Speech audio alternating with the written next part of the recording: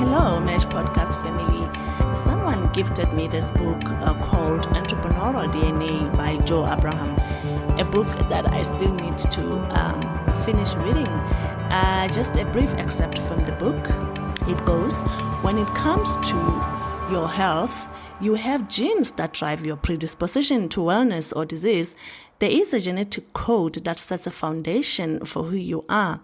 Knowing your genetic predisposition empowers you to make lifestyle and environmental decisions to improve or worsen your health.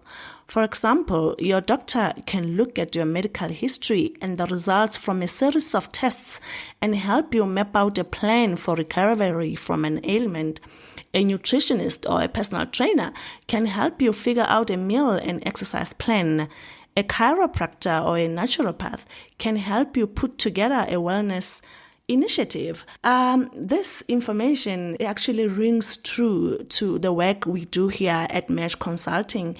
If ever you feel as an entrepreneur that your business is ailing or you are deficient in something, we are your nutritionists. Just check our website, www.meshconsulting.co.za, or drop us an email at info@meshconsulting.co.za. Let us map out a wellness initiative, a wellness plan for your business. The book further goes on, your entrepreneurial DNA is no different. You have a unique set of traits pre-built in your brain. That DNA telegraphs your potential strengths, weaknesses, and tendencies. Being aware of that DNA will allow you to sit down by yourself or with an expert to map out a plan for your business that is perfectly suited for you. It will also allow you to recognize when you are in your sweet spot of giftedness and when you are in the danger zone of trying to be someone you are not. This is my entrepreneurship journey. I'm Defua Machele, and welcome. Neema Iyer is an artist, technologist, and coach. She is the founder of Pollicy, an award-winning feminist civic technology collective based in Kampala, Uganda, and serves on Matters Global Women's Safety Advisory Board. She was also recently a Practitioner Fellow at Stanford's Digital Civil Society Lab and now Senior Fellow in Trustworthy AI at Mozilla Foundation. Pollicy uses data, design, and technology to explore the impact of emerging technology on society and vice versa. Neema currently leads the design of a number of projects focused on building data skills, on fostering conversations on data governance and digital security, and on innovating around technology policy. She has a master's in public health from Emory University and has worked on large-scale mobile and digital projects across Africa.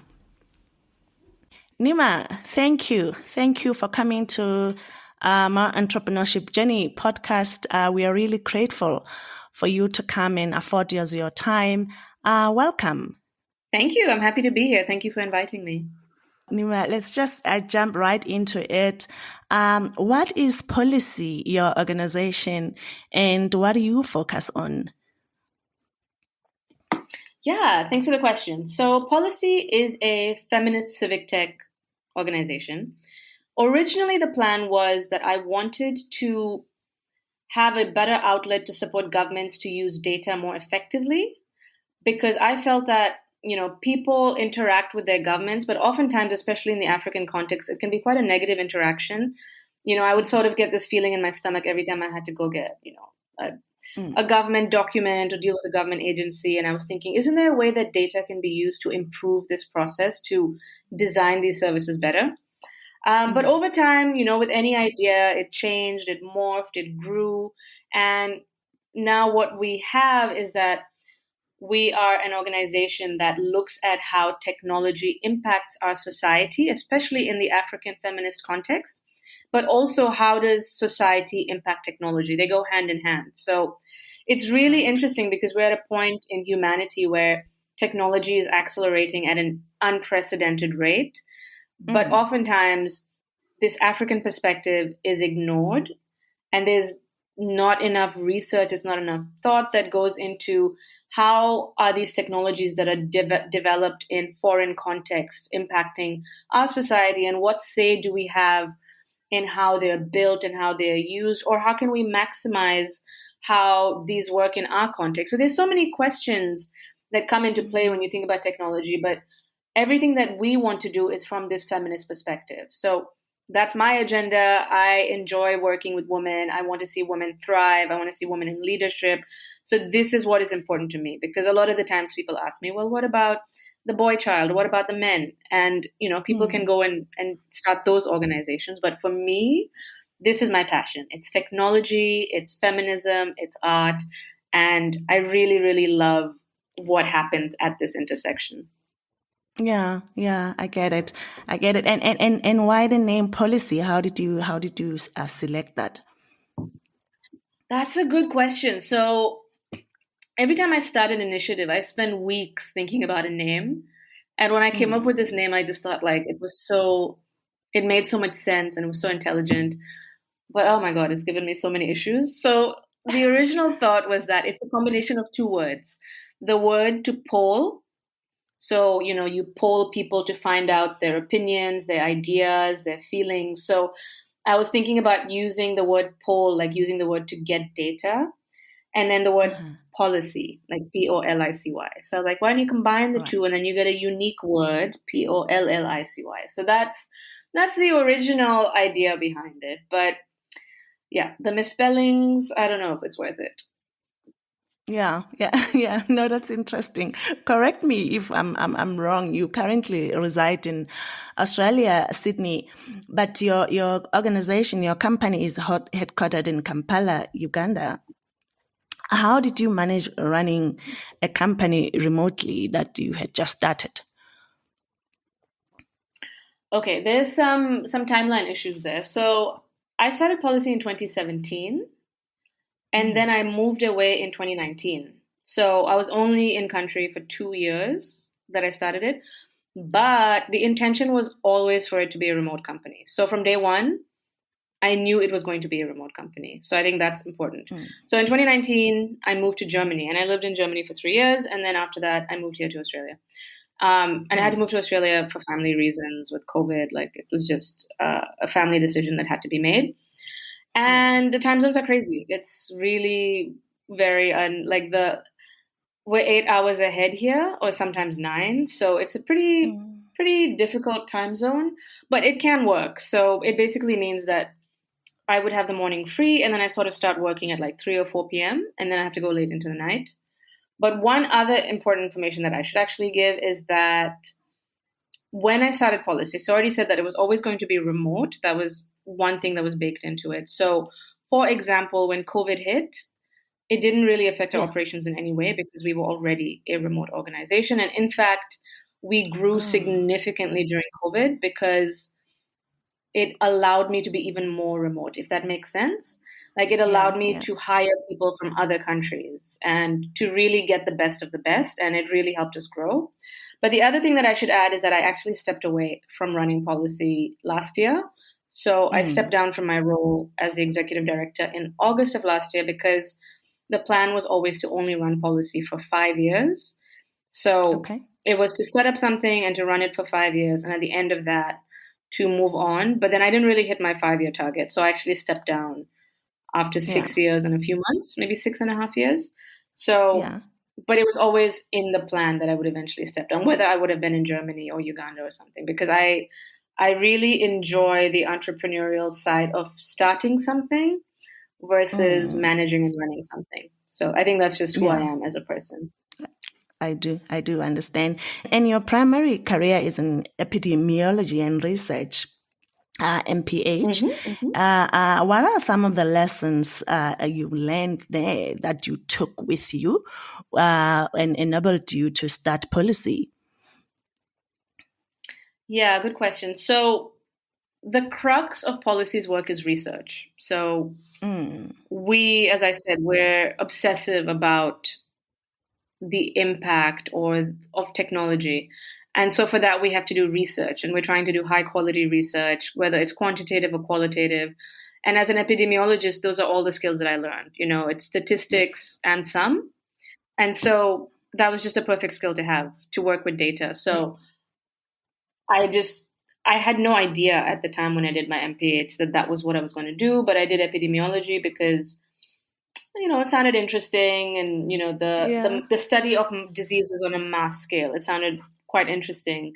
I never did work in epidemiology. It was just not a career that happened for me. But those skills have been extremely transferable and extremely useful. And I think everyone should take courses in statistics because it will always, always be useful. Right. And not to be repetitive, but then you changed and went to be an entrepreneur, especially in tech and focusing on women. How did you come to that? Was it an easy decision? Was it an easy transition for you? It was, but as I said, it wasn't a natural one. I didn't wake up and decide I was going to work on tech and women. I woke up and decided I was going to work on data and governments. And then, of course, I was young and starry-eyed. And I think everyone should be young and, I think I'm going to go on a different tangent for a second, but I think there's something extremely beautiful about being young and optimistic. Because I started Pollicy in my 20s, I'm now in my 30s. And once you've seen the world, you become a little bit pessimistic, or like, you know all the things that can go wrong. And that stops you from doing things because you're like, oh, that could go wrong. And then I'd have to pay too much tax. And then like you've seen the world, but then when you're younger and it's just everything feels possible. And it is possible because you have that energy and that belief. So yeah, I was young and I was like, yes, I will work with governments and we'll work on data and it'll be amazing. But of course, it's not easy to work with governments when you're not bringing money to the table. And so I actually ended up going to this workshop where I learned about feminist internet and feminist tech. And I thought that was super interesting. And that's when I made the pivot and I started working on women and tech. And I absolutely loved it. I've always been a feminist. I've never studied it. Like I never went to school to study feminism, or I didn't read feminist books, but like deep inside my heart, I knew that I always wanted women, to have equal education and equal jobs. And I firmly believed in that. And so it just became very natural that, yes, this is super exciting. Women in tech. I've always been interested in tech. Like I've been playing video games since I was like 2 years old. I think the reason I think about my schooling as a misguidance in some way, because I think that I was just at the wrong time. I was at a time where honestly there was no guidance for me to go into tech. Nobody advised me that, you enjoy tech. Why don't you do that as a living? I was always advised to go into health and medicine and to do something caring. And, people would be like, oh, you're so good with kids. You should be a pediatrician.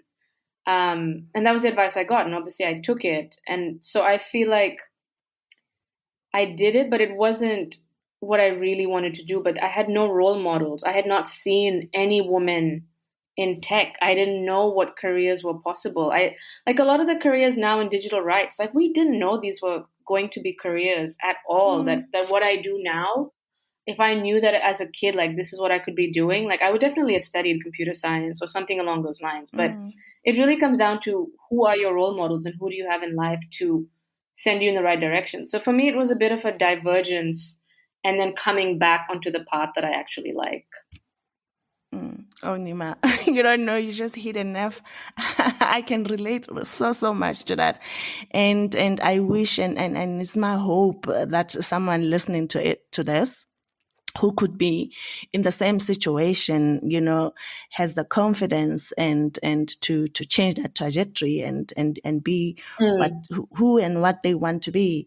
Thank you for saying that. And we've also heard of because the I don't blame like my parents or anyone. It's that they are. I fully understand that parents are scared for your future as well. Yeah. Because like I'm an artist as well, right? So I love doing art, and I was absolutely discouraged. Like they were like, no, you can't do art. Art is a hobby, and I get it. I get it because your parents are worried about your financial future. And I especially empathize with parents of today as well, because the future is so uncertain. You have no idea what the jobs of the future are going to be like. What is AI going to take over? So at the same time, I have a lot of empathy for people trying to guide young people, because it is very confusing right now. Yeah, it is. It is. My primary career is in medical science, and I carried on with that up until one day I thought, there is no use being unhappy. Because if this is your career, you live is something you live, and there's no use complaining all the time. Just go for what you love, and if you want to change, if you want to reinvent yourself, do that. And it seemed like I'm crazy then, or I'm irresponsible. But I thought, you know what, I'm just going to honor myself and be true to myself. And it doesn't it isn't an easy thing to do, but you just have to have the guts and just follow your heart. And thank you for saying that, mentioning that. Yeah, and we hear of the term civic technology. You talked about going to government offices and there's papers and there is no data and but not many of us really understand the term civic technology. So what is civic technology? Yeah, so civic technology is, in my view, it's any technology that can help citizens in how they interact with governments. So there's also like a number of words, like some people call it gov tech. So it's like, the other side, it's like the tech that gov uses. Some people call it public interest tech, for example, like technology in the interest of the public. But I feel like it's any technology that supports the interaction between citizen and government. And it could be anything, like, for example, when you go to get your visa, e-visa services, that's an interaction. Or you get your driver's license, or you get your land title, depending on what country you are, and it's digital, for example. So it doesn't always have to be digital per se, but it is like in some form using technology to ease the process. So instead of driving and sitting in traffic and going to your local government office to file your taxes, you just submit it online without ever leaving your house, for example. Yeah. But it's not just about those services. It's also making them user friendly. So if there's, a lady in the village who does not speak English or whatever the predominant colonial language is, but the service is still available to her in her local language. Or if somebody is not cannot hear very well, that there's some, or see there's some service that helps them with whatever disability they have, that they can still use the service. So it's not just a matter of building tech, but really building tech that is humanist in nature, that is tailored to the actual needs of those very citizens. And it's anything that just improves the service that you receive, and I think we just need a lot of that, because there are a lot of uncomfortable touch points with government. I think a lot of, especially in the African context, like a lot of civil servants always act like they're doing you a favor. But it's actually a lot of us are paying taxes and we're doing you a favor, and you have a job, and you should, and the thing is, you go to other countries and you see, like when I lived in Germany, our local town, they had this really nice office, and you got a little ticket, and maybe you waited 5 minutes, and then you went to this comfortable desk, and they spoke to you nicely, and they helped you with whatever it was you wanted in a very polite manner, and you got the thing done. And it was like, why can't the rest of us have this? Why can't we be treated on a basic level nicely? Why do we have to go into a shed and be hot and be sweaty and be yelled at? And Neema. There's a different way of doing things, and I would like to see that happen. Yeah. Which takes me to our next discussion. Do you see the civic tech being fairly adopted by governments, specifically here in Africa? I think there have been huge strides, I have to say, like huge strides, especially like in Uganda, where Pollicy is based. There have been massive strides. Like, we do our taxes online. We submit a lot of our paperwork online. You can get work permits, visas. You can do that process online. A lot has been digitized. And there's certain offices that just work really well. And I guess it comes down to leadership at the end of the day. But I think the changes in Uganda are very, very, you can really see that things are happening, things are changing. There's some people in there that are doing a great job. I can't speak for all countries. I know all countries are trying to some extent. Some are getting it right, some are not. But it's a journey. And I think all countries all over the world are trying to figure it out. I think moving forward, like questions of privacy and safety and security might become bigger issues as well. But it is nice to see the changes that have actually happened. Yeah. And obviously this changes when you look at our African landscape. They need, good or robust internet infrastructure. And we see fast internet, like Starlink being, it has been adopted by some African countries, but it's not being adopted. It's actually been banned in some countries like Niger, South Africa is one of them, Ghana, Botswana, Zimbabwe, because of regulatory issues that they're saying, no, this isn't in line with our regulation. I don't know if I don't know what to think about it. If I know recently some that were, accessing the internet, maybe roaming it from other countries where Starlink is being used, like Kenya, Zambia, they got disconnected recently because it's not allowed. And if this is an internet that can be used in remotest of places, I don't know if we are moving back or we are moving forward. I don't know. It's a little bit, it's a little bit confusing. I know it's politics, but I don't know. I don't know if we are. Yeah. I don't know enough about Starlink. I haven't really been following it, but I mean, a lot of countries have really dismal internet. Like, a lot of, I mean, in Uganda, oftentimes you leave like capital cities or you leave major cities and there's just no internet connectivity. There isn't. Yeah. And then, even when you're in our office is located next to an internet service provider in the same compound. And then there's so many times where our internet doesn't work. But people really suffer. It's really poor connectivity. The cables are being cut underwater. I think it needs a lot of investment, like a lot of investment to improve the internet and to it needs a lot of investment. It's and something you would hope that over the years it would get better, but it does somehow seem to. I don't have the numbers, but anecdotally, it feels like it's getting worse. Yeah.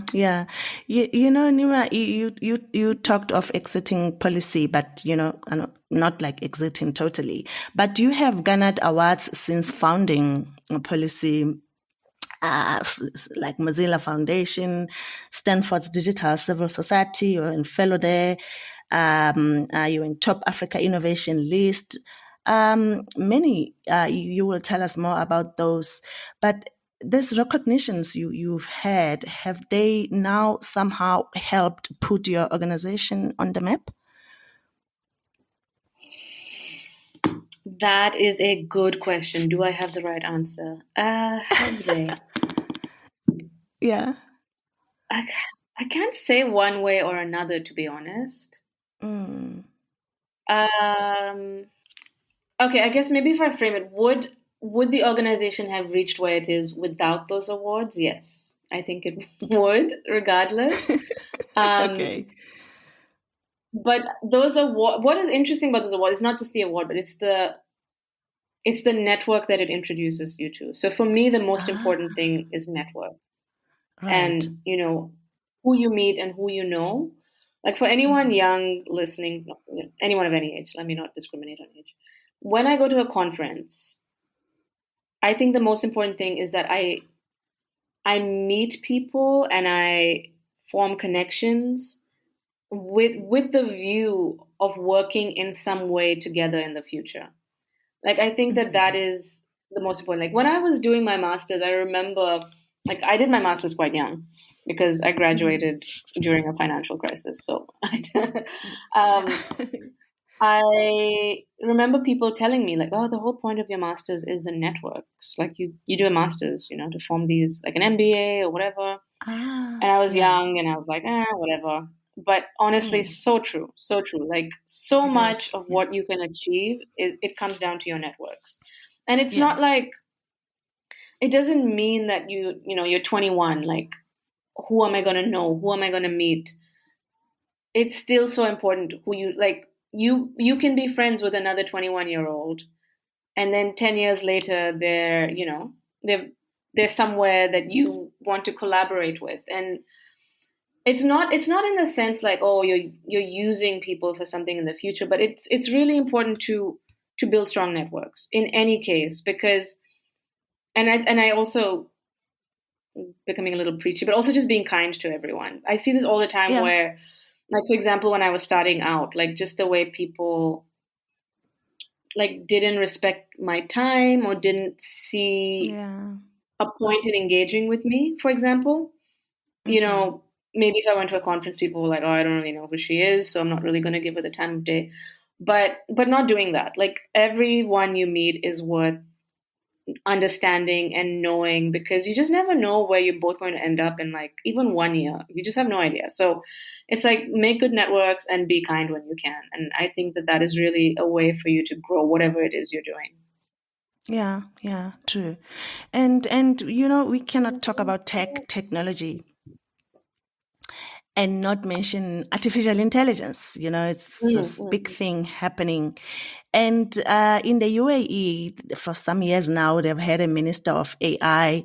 I don't know if it's to regulate this, but when you look at the landscape on a macro level, do you think this is what other governments should be looking at, to have regulatory bodies in terms of AI, for policy and regulation? What are your thoughts about that? I think I wouldn't say you need to have a minister of AI per se. Mm, mm. It does feel like it's a lot of hype at the moment. Yeah, yeah. I would say but you do need government regulation on any emerging technology. Mm, mm, Um, on a macro level, yes. I think any new technology that happens, we need to understand it. We need to see the pros, the cons, the usefulness, the applicability. Absolutely. And also you need to understand how you are going to regulate it, because if you don't come from an informed perspective, either you mm, get blown away by the hype when nothing is actually happening, mm, or you come from a place of fear where you're like, oh, I don't really understand what's going on, so maybe I should ban it or something like that. But I would love to see governments having, like, yes, we have ministries of ICT, ministries of IT, whatever, right, but right. like really dedicating resources to understanding the tech and regulating it in a smart and informed manner. I think that that is super important, because yeah, it's a lot of hype, and there's a lot of other stuff that is going on in general around technology that we've not even Mm, addressed, for example. And yes, mm, AI mm, does amplify it further. So, if you take misinformation and disinformation, that yes, with AI you can like max it. You can create so many bots and create so much content and translate it to all these different languages and spread disinformation at true. an unprecedented rate. Yeah. Um, but I mean, when you think of many African countries, as we already spoke, we're literally struggling with internet access.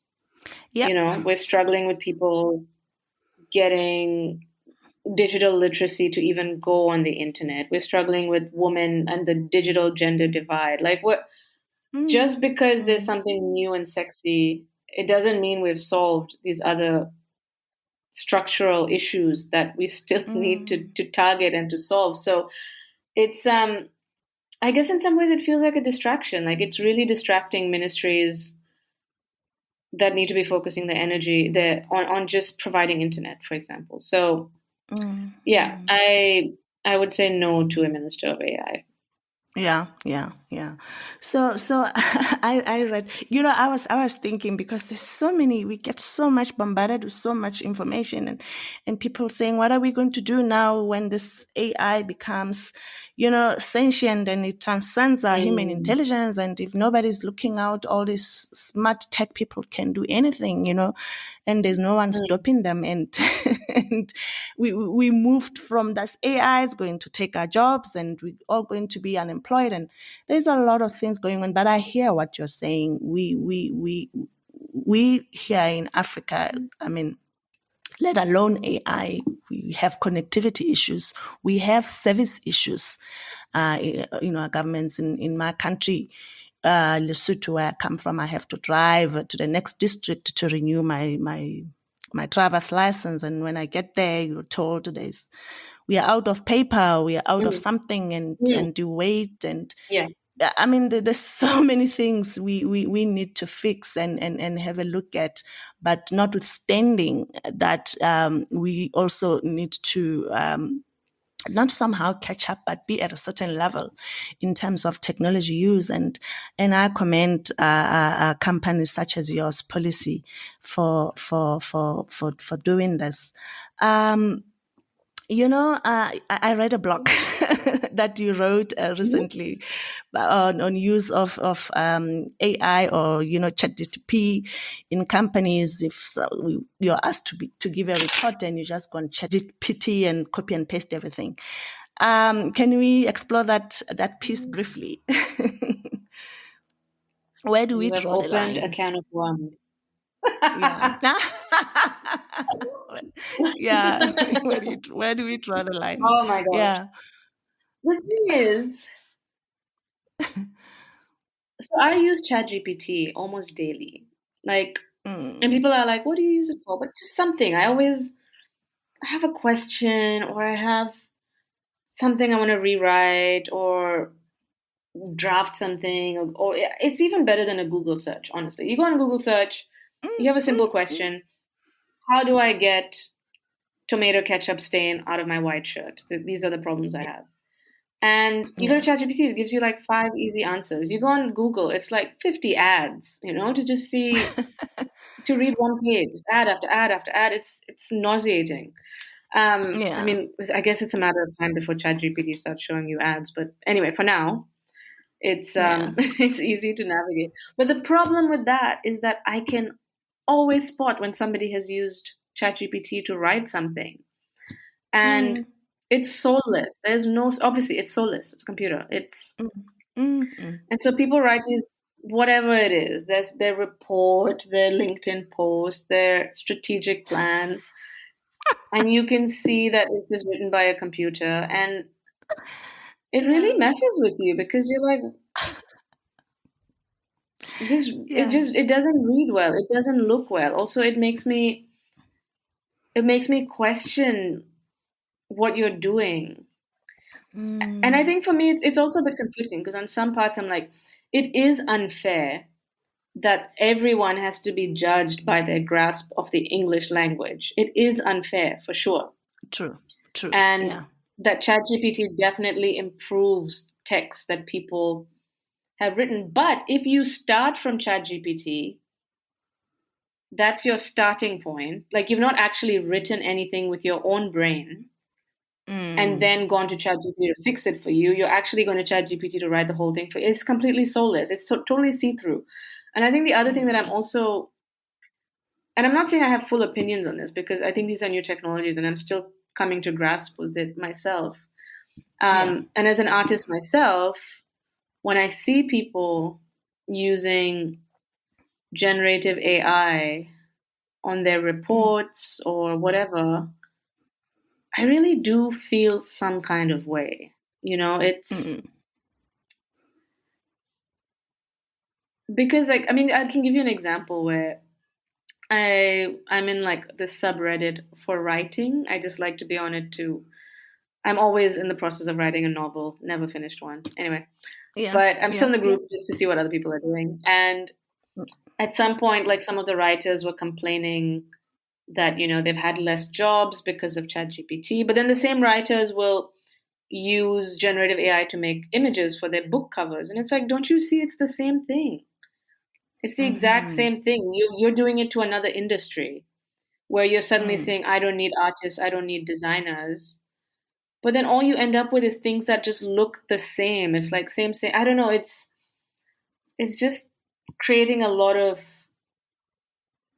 rubbish content in the world, and it's like we already have so much rubbish content. But yeah, and then I have conflicting views on this, and it will I remain think to we be call seen how the technology it. changes. Yeah, we call it what it is. It's plagiarism. It's repetitive. You take Yeah, something that isn't your views at all, and you put it there, and you pose it as your views. So that is what is yeah, plagiarism is. But it's just now tech based, or I don't know. But I hear you. I yeah. It's we acceptable in gotta some way, right? Now it. somehow Yeah, it's and it is. yeah, I think it is nice to see people's writing styles. yeah. Just uniquely how people write, how people think, without it going through this filter of AI. But I think the other weird thing is, yeah, the blog post that I actually wrote was thinking about how organizations are going to accept the use of AI, because we had a colleague who would write us AI emails, and it was super easy to see it was an AI email because for like 3-4 years we received his emails. We know what he writes like. And then they would suddenly Yeah. be totally different type of emails after ChatGPT was released. Um, and then it's just like, well, this is not okay. But the question was like, why is it not okay? Mm-hmm. Like they're still communicating with you, but it just felt like I was talking to a computer. It felt like I was talking to something that's not human. That's what it felt like. I think that was the unease of the whole thing, is that I'm not communicating with a human being. And so what is the point of communication if I'm talking to a Yeah, robot? yeah, yeah. I guess. But You then know, is that just our yeah. future? Are we all just going to be talking to robots anyway? Is this person actually ahead of the curve? I don't know. Yeah, it's confusing. It is confusing. I mean, I wouldn't want to talk to I wouldn't want to talk to a robot. Especially it's like pretense, and you're pretending. It's just an email, and just write an email. But I mean, a lot of people I are don't making know. money from that. Like, there's Yeah. the AI girlfriend, AI boyfriend apps where people are talking to robots and getting comfort or alleviating their loneliness in some ways. So Yeah. Yeah. I don't know. Yeah. Interesting. Yeah, and you guys are doing amazing work at Pollicy currently, but now that you wouldn't be there full time, what is next for Pollicy, or next for you? Two very different questions. Okay. I guess policy will continue to do what it's, set out to do, feminist internet stuff. The Yes. interesting thing with a company like that is there's all because of just where we are as the human race, there's always going to be some new tech, and there's always going to be a need to understand how it impacts society. So it sort of feels like there will always be work to do in some sense, and it will always be interesting because we've always gone with the trend, so if right now it's AI, so AI is out there, how does AI impact African women? Yeah. How can women benefit from AI? What is there other than ChatGPT? There's so much more to AI than just generative AI. And then in 6 months, I don't know what new tech there'll be, and Yeah. then we'll have to talk about that. So it's always going to be Yeah. something new and fun and exciting. And I think that's what makes it really, really fun. And it's always Yeah. about trying to make that information accessible to more people, to bring more people into the discussion. Like a lot of what we've been trying to do is, feminist organizations they've been organizing for years, but we need their voices when we talk to tech platforms. We need them when we talk to governments because they have the experience. But then oftentimes they get scared away by the tech. They'll be like, Yeah. "Oh, I'm not really a techie. I don't really know anything about this." But you bring such a unique view that we need to bring to the table to talk about how tech is impacting our society. So it's this need to bring a wide variety of stakeholders together to talk about how technology is going to impact you, because you can't stay away anymore. Everything is online. Everything is touched by technology. So Yeah. there's no point in Yeah. trying away. And then for Yeah. me, I'm starting something new. I will. It's been Reveal. a long time. I guess not a long time in the making. I've just been spending a couple of months trying to decide what I want to do next. I think Yes. it's I did consider going back to employment. I thought it would be Okay. interesting, Mm-hmm. but I will not. I think I've Yeah. I think I've either had jobs that were where I had a lot of independence, Mm-hmm. Mm-hmm. or yeah, I did the entrepreneurial stuff. So I do feel I might struggle if I had to go back into Mm. employment, Mm. but maybe it would be less stressful, which would be nice. I feel like I'm in my non-stressful soft life right now. Yeah. But no, Yeah. I couldn't stay away from it. I can't stay away from the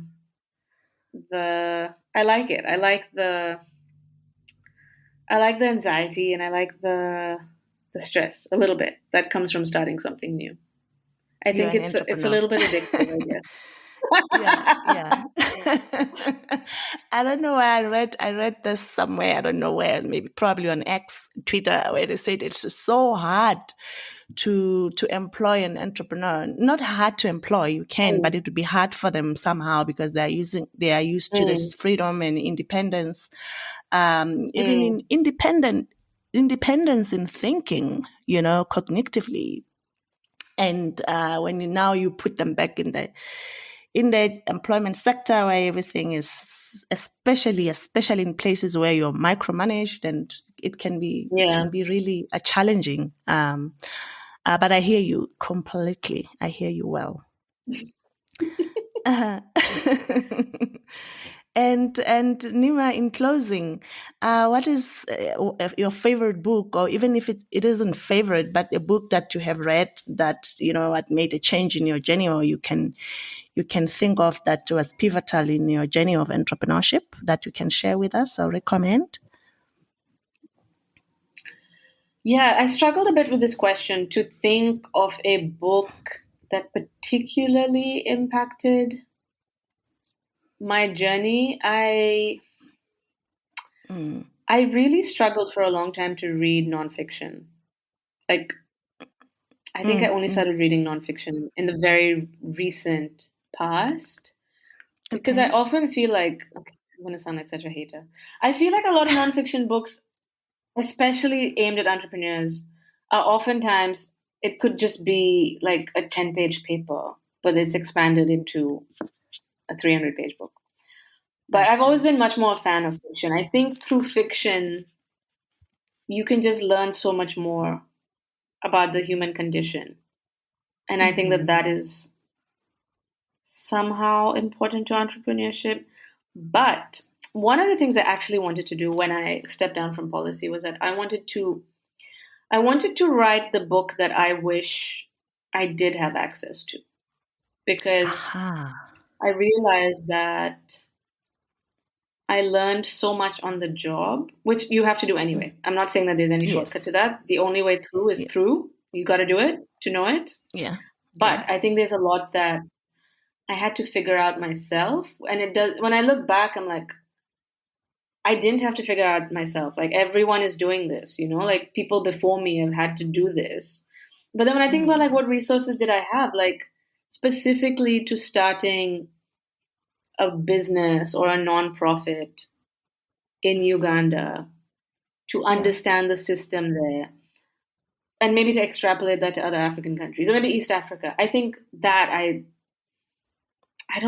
feel like I could not find a book that had that all in one place. Like, the Mm. fact that you would, like, how do you make, this is something that even my finance managers struggled with. Like, how do you make a budget for a donor for the type of research that we do, for example? Mm-hmm. Or how do you do an audit? How do you organize your files? How do you do your taxes? Like, all that stuff. It's pretty boring. I'm not gonna deny it, but it has to be done. There's no way around it. Wherever you are, Yeah. you have to do that stuff. Yeah.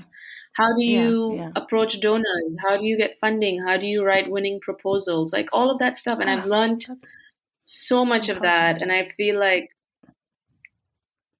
someone needs to write that book. And it needs to sort of be like a living document, of would actually almost be nice if it was like a collaborative living document that people could really benefit from. Because there's some people who know these things and they can get way ahead based on in general, if you have the skills. But all that to say that I do not have a book that helped me specifically, but I wish I did. But I will share a book that I quite really enjoyed. It's called Girl, Woman, Other by Bernadette Evaristo.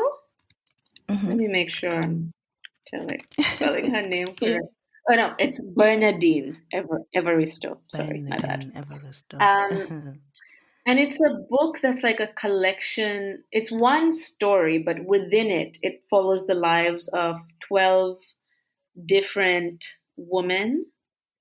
And just like, their struggles, and they're different ages, from different areas, from different backgrounds. And I really, really enjoyed it. One of the things about the book is that it plays around with the very structure of sentences. Like, there's no punctuation in the book, for example, but then you realize that it doesn't really matter. You don't really need punctuation, apparently, and that you can perfectly read a book. It's super interesting. It's really well written. It's really enjoyable, and I would just recommend everyone to read it. Like, it is the perfect gift. If you know someone who has not read it, it's just a perfect gift to give them. Yeah. Wow. Neema, thank you. And please, when you get the time, write that book. That book you wish you had. I feel like it would be something, I don't know if a handbook, but it would be something that would really be helpful to a lot of people. Please, I know you will. I know you will get to it. Thank you. Thank you so much. I do. 100%. Thank you for being here with us, Neema, and dispensing this insightful nuggets about your organization and civic technology in general. Thank you for affording us your time. I cannot thank you enough. You are most welcome. Thank you for having me. I really enjoyed the conversation. I really like the questions. And I wish you the best of luck in the rest of your episodes. Thanks for listening to our show this week. If you enjoy our show and would like to support us, help us by spreading the word. Tell your friends about Mej and engage on social media. Follow us on Twitter, Instagram, and Facebook. Our handle is @Mej Podcast. Mej, My Entrepreneurship Journey on LinkedIn. If you would like to engage with us privately, drop us an email at defuo@mejpodcast.com. Remember, we are available and streaming wherever you get your podcasts. I'm Defuo Machele, and you've been listening to My Entrepreneurship Journey